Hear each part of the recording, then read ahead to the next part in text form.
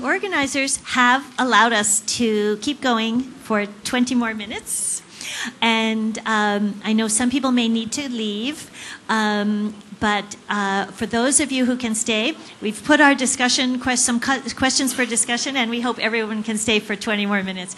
But maybe why don't we take this time right now to thank the speakers, because they may need to go. So Shobhakar, Marta, Helena, Commissioner Natalini, and Sergio Besserman, thank you so much. And for those of you who can stay, we're going to have a discussion. Thank you. Okay, thank you. Let's go on to the discussion part, because we want to hear from the audience, from you. Thank you very much. First of all, I want to say that we have cards. You saw cards on your seats, and if you have those cards and are interested in participating in the next one, we would like very much for you to fill out. Great. Please, this is Samaya Ali. Please give them to her. Also, there are sign-up sheets. Alvaro, can you hold up the sign-up sheet? Great. Hi, how are you? Okay, very good. So, we've had a full program. Yeah, so just why don't you wander around and see if people would like to sign up. Great.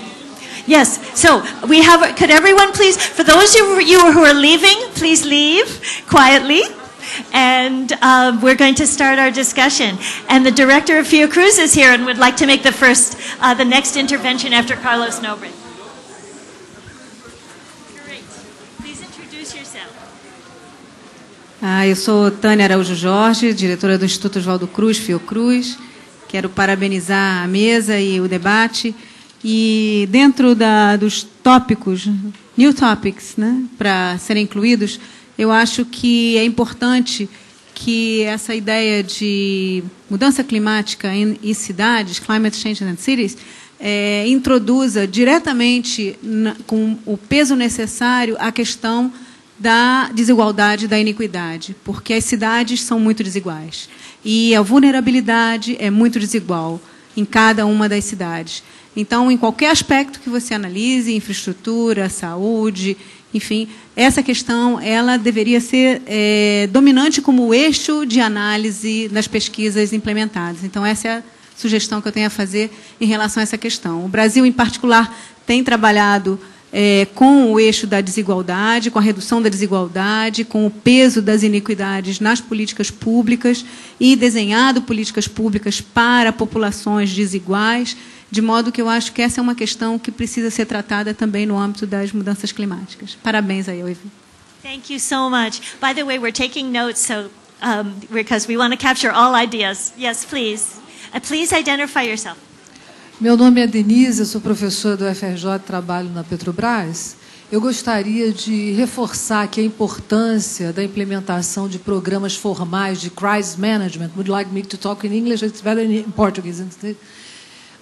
Programas formais de gerenciamento de crise e resiliência, obviamente respeitando toda a questão da complexidade, da interdisciplinaridade que a complexidade dos temas exigem, mas com o formalismo que as técnicas de quantificação de risco, risk assessment methods, proveem, né? Quer dizer, com a identificação de cenários de crise em todos os níveis, tanto referentes à indústria, como a catástrofes naturais, como a incidência de doenças, aí probabilidades, quantificação de probabilidades associadas, efeitos, vulnerabilidade, programas de emergência, obviamente endereçando as questões de comunicação de riscos, autonomia de dispositivos na hora de catástrofes e erro humano. Eu gostaria de saber como está endereçada essa questão da implementação de Crisis Management Programs and Resilience no Rio +20. Porque eu não sei se a Ellen está aí, né? Mas seria interessante, talvez, ela responde um pouquinho, porque tem tudo a ver com desastre.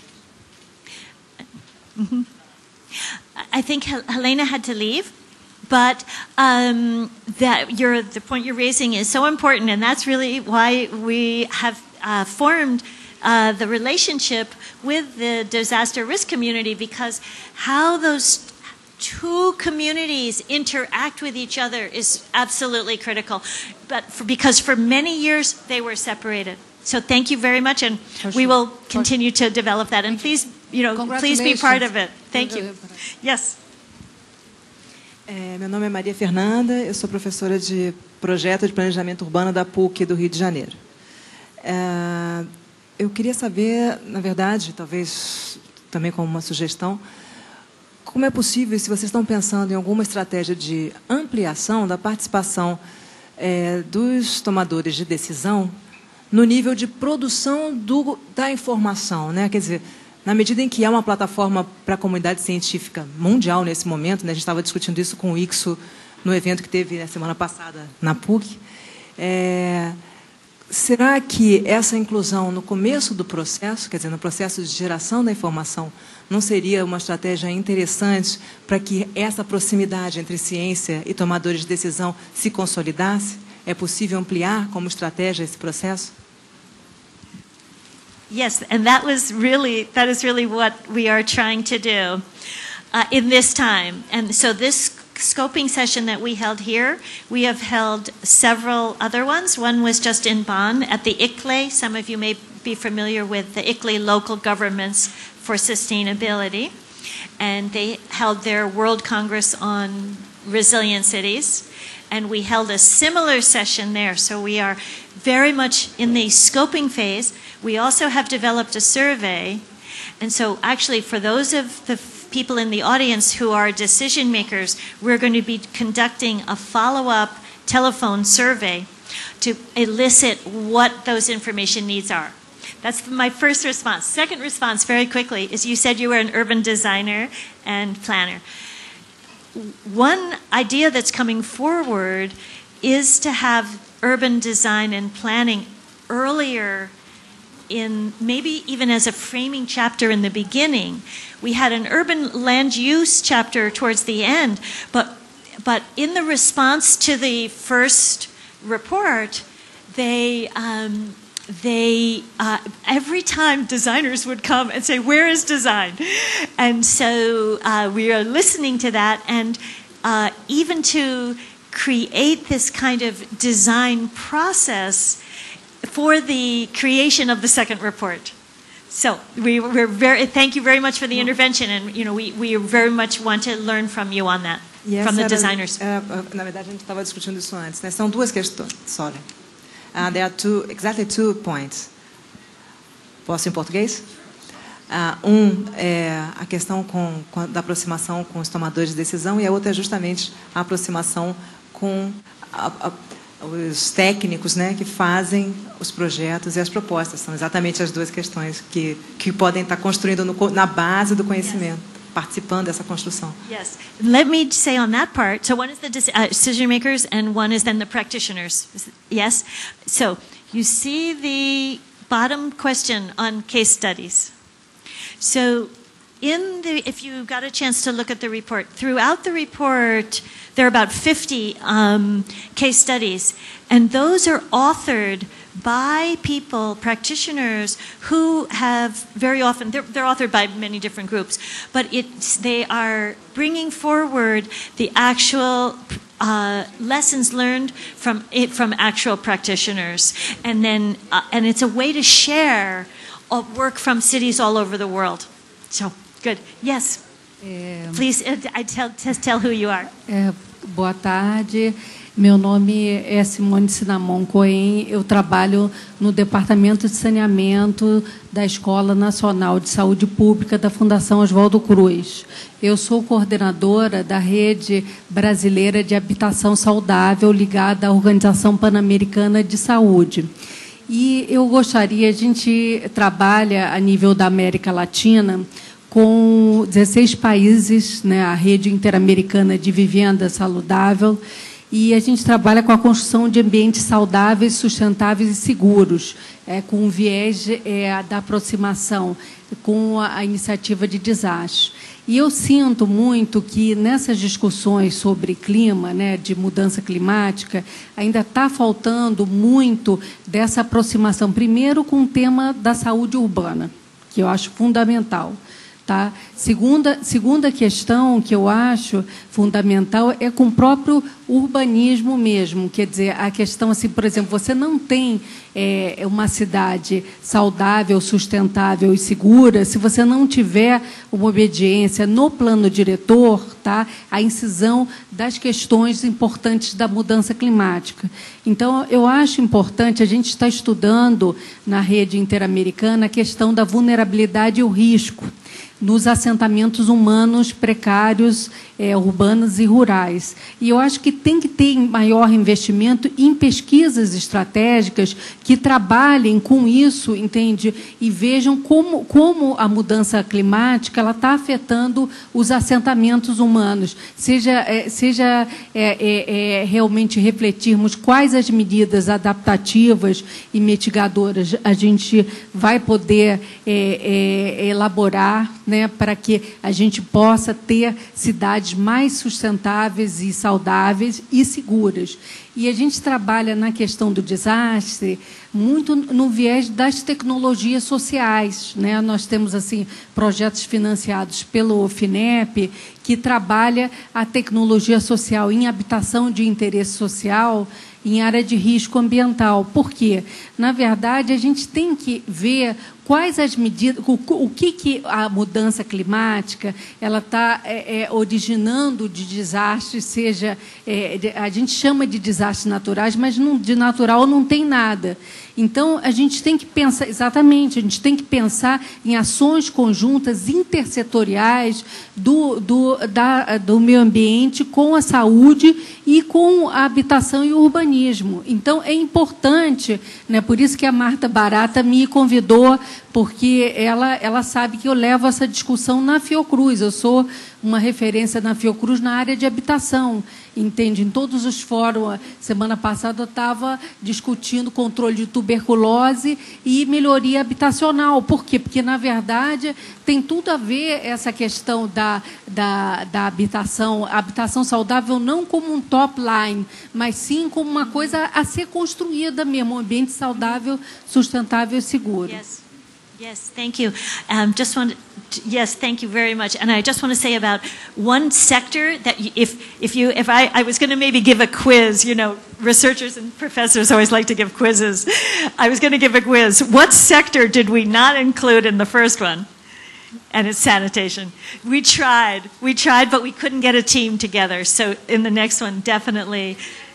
Okay, good. We need you to be good. All right. We have some leaders already. We have some lead authors. Fantastic. Great. Payal, will you say a little bit from your perspective? Great.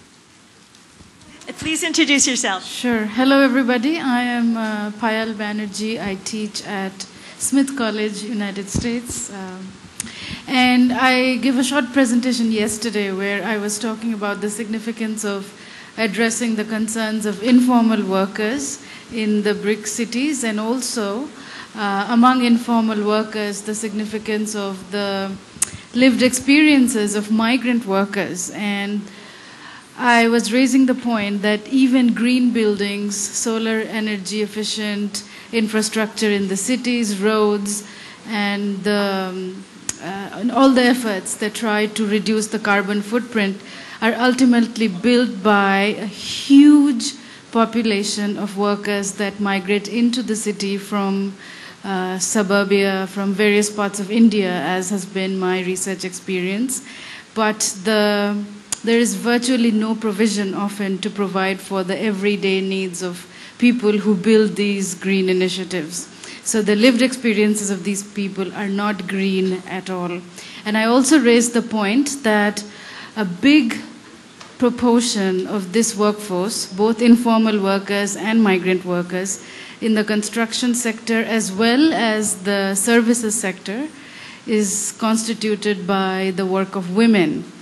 And these women, as porters, domestic workers, cooks, janitors, bricklayers, in every sector that you can imagine, not only provide the labor but also provide the caregiver for themselves, their immediate families and children in the places of work in the cities.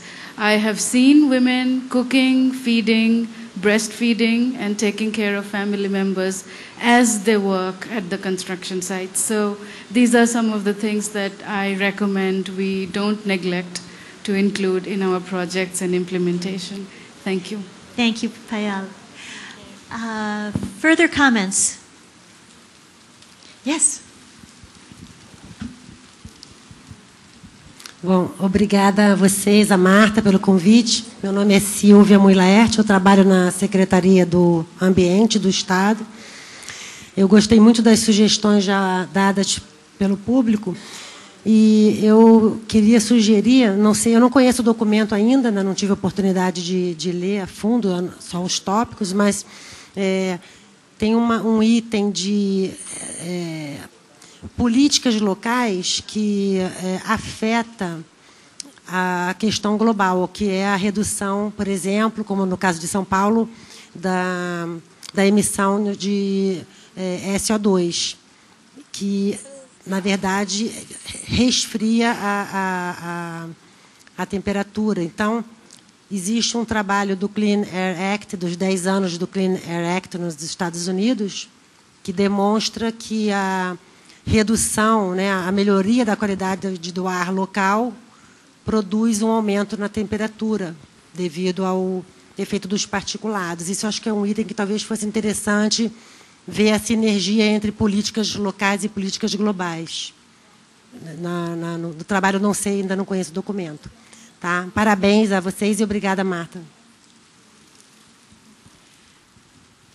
Raising that very important issue. It's a very important science issue to be looking at all of the stresses and the pollutants in the air, because the traditional air pollutants, sulfate aerosols, etc., are coolant because they cool the climate, the weather within the cities. And then we have the climate change, which is a long-term forcing factor on the warming. So it's very likely that this is at zonal and global scales, that the air pollution has been keeping the climate cooler than it would already be with the increasing greenhouse gases. So we have to bring, again, it was the kind of the traditional air quality community, right? And working on the health issues there in cities. And you have done some work on that, haven't you, Marta, on the air quality? And then the climate change community and the science of that in that integration. And so in the next chapter, we touched on it a little bit in the climate chapter in the first report, but we definitely want to do more. And also do more on what Carlos Nobre was bringing up about then the effect of the urban heat island on all of that mix. How will climate change and the urban heat island, this is a science question. I'm like, I'm a science, so how will those actually interact within the cities is very important to know. So that's on the climate, that's what the climate scientists, and I wanted to acknowledge a wonderful Brazilian scientist from Curitiba, Dr. Alice Grimm, who was one of the lead authors on the climate chapter. We're hoping we can get her to do it again, to be with us again, because she's such a terrific scientist. Do you want to say anything? Sim, é a mesma linha, quer dizer, nós trabalhamos essa parte de como temos trabalhado, como o clima pode estar influenciando a qualidade do ar local, a saúde humana, os assentamentos inadequados, a mudança, respondendo a Simone Sinamon, a mudança do clima em outras áreas, como ela traz pessoas para as grandes cidades e que vão habitar de forma inadequada. Então, tudo isso tem que ser pensado e refletido e apontado como agir preventivamente a ter ações preventivas a isso, como desenhar um planejamento urbano que controle esse tipo de ação. Eu estou vendo aqui uma colega que trabalha também com a parte de valorar as ações, não o ganho para a saúde humana decorrente de você tomar ações de prevenção, mudança, medicação, mudança do clima. Thank you. Yes, please. Hello, I'm Martin Obermeier. I'm a researcher from the Energy Planning Program, together with my colleagues here from William and Daniel. I've been working on adaptation in semi-arid regions, and I think what is important is to integrate a certain vision of maybe of the adaptation policy framework by UNDP, looking first what are the vulnerability contexts of people. What are they adapting to today is climatic vulnerability and all the stresses that they are having, maybe lack of access to health services, lack of access to credit, political or unstable political systems. And then into this context we are arriving with climate change. So climate change for me is basically an additional layer to all this context, and maybe for this upcoming report I would like to see more case-based research. What is going to happen? What are people doing in favelas? What are people doing in urban areas? How are they adapting to the context today? And what can we, especially then, what can climatic models help us in this context? Because we know that climate models are very large scale, yet they are 50 by 50 kilometers. And you see in Rio de Janeiro you have a favela on a morro, and then you have an urban area right next to it. And how can climate scientists help us in this context, people who are working with communities? How can we use the climate information available? I think this will be making the research much more practical and as particularly relevant for policymakers. Thank you. I think those are very, very important and key remarks. Yes, please. Let's see. We're going first and then... Only answering you, one thing also for our study, yes, algo importante também para o nosso estudo é pensar as várias escalas de cidade. Quando você coloca a mudança do clima, eu sei que no âmbito do Brasil, nossos cenários já estão tentando reduzir, né? Nós já está sendo trabalhado, mas ainda não está sendo difundido. A pessoa do Instituto Nacional de Pesquisa Espacial não está mais aqui, mas eles estão reduzindo o grid para poder fazer esses estudos. Great, thank you. I think we're going to take three comments. You have a comment too? So we'll do 3 more, and then we better wrap up. So let's start, ladies first, and end with you. Thank you.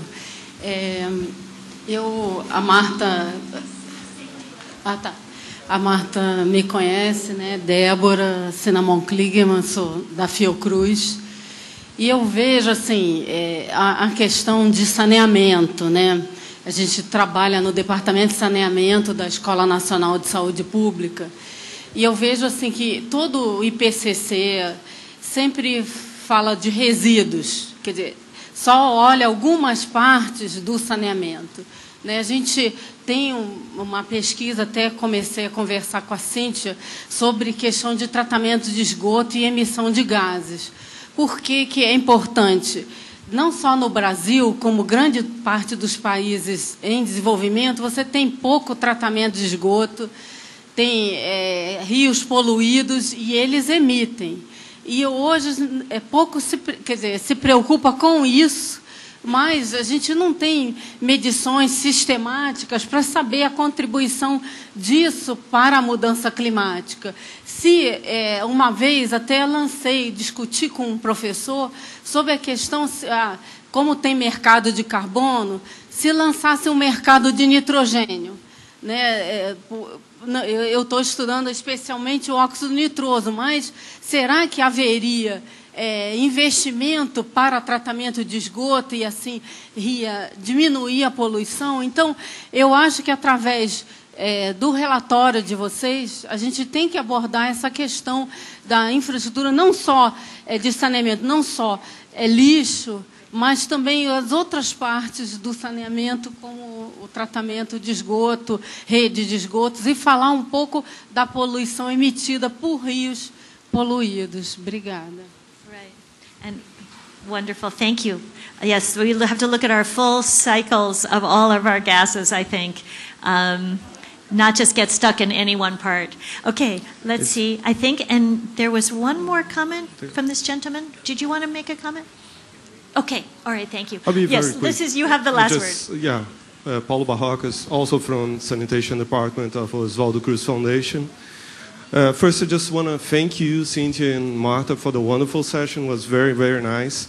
And I'm not going to make another point about sanitation, but without water, quantity and quality, there is no life. So I'll point out to the second issue about the ocean and coastal issues. Like maybe you don't know, like South Atlantic was the only ocean where we didn't have any hurricanes or typhoons. This changed. We just had 2 extra tropical cyclones that hit the south of Brazil. So, well, definitely, I think ocean, coastal issues, besides sanitation issues, are major things. Thank you for those very, very, very great, really, really helpful last words. With that, Marta and I want to say thank you to everyone for coming. Thank you for the interventions. Thank you to the speakers. Shobhakar is still here, Marta. And we look forward to working with you on the assessment report on climate change in cities, ARC 2, the next one. And please join Urban Climate Change Research Network. We look forward to working with all of you. Thank you. Oh, thank you. And wait, now, and Marta, our local host, gets the very last word. Thank you. Obrigada pela participação de todos. E realmente queremos ter todos vocês, colaboradores, conosco. Já deixaram aqui no ARC32, já deixaram a lista e nos encaminhem de volta os formulários preenchidos para serem nossos colaboradores no próximo. E, com certeza, usaremos todas as opiniões, as sugestões. Obrigado, Cíntia. Obrigado, Marta. Quero dizer que é uma honra recebê-los aqui nesse espaço de ideias, projetos e debates. Muito obrigado a todos. Até uma próxima oportunidade.